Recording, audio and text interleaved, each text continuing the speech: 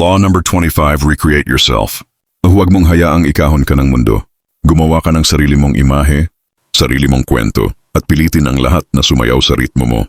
Sa larangan ng kapangyarihan, kung sino ang kayang lumikha ng sarili niyang pagkatao, siya ang hari. Huwag mong hayaang ikulong ka sa label ng iba.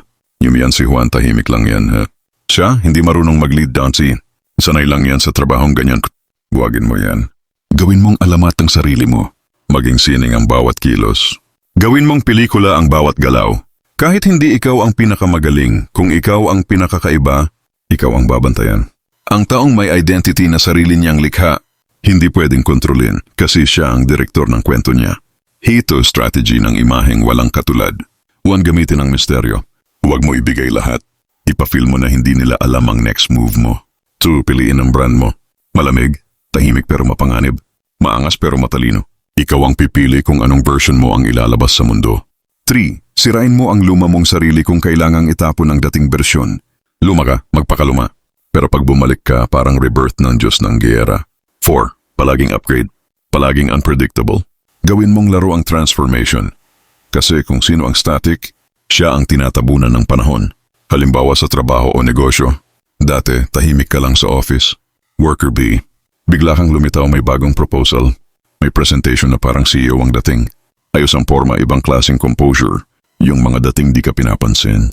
Ngayon pinapakinggan ka kasi nagbago ka at hindi nila alam kung hanggang saan pa. At yan ang power, hindi mo lang sila tinakot, kinulo mo ang comfort zone nila. Halimbawa sa buhay at relasyon, dati ikaw yung laging humahabol. Ngayon wala ka na. Tahimik, magaling, kumikita. Nag-iba ka ng itsura. Naging alpha ang kilos. Hindi ka na sumusuyo. Ikaw na ang sinusuyo. Yan ang epekto ng self-recreation. Ang dating hindi ka pinapansin, ngayon binabayaran ng atensyon ng presensya mo. Huwag mong hayaang ikaw ay ilarawan. Ikaw ang magpipinta ng sarili mong mukha. Walang tunay na kapangyarihan sa mundong ito kundi ang kayang baguhin ang sarili niya at baguhin kung paano siya tinitingnan ng lahat. Ito strategic lesson. Pag hindi mo kinokontrol ang image mo, may ibang gumagawa nito para sa'yo.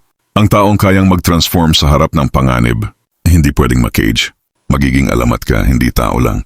Kaya may kasabihan, ang totoong makapangyarihan, hindi isinilang bilang hari. Ginawa niyang sarili niya ang trono. Hindi siya produkto ng kapalaran, siya ang kapalaran. Thank you for watching. And subscribe for more.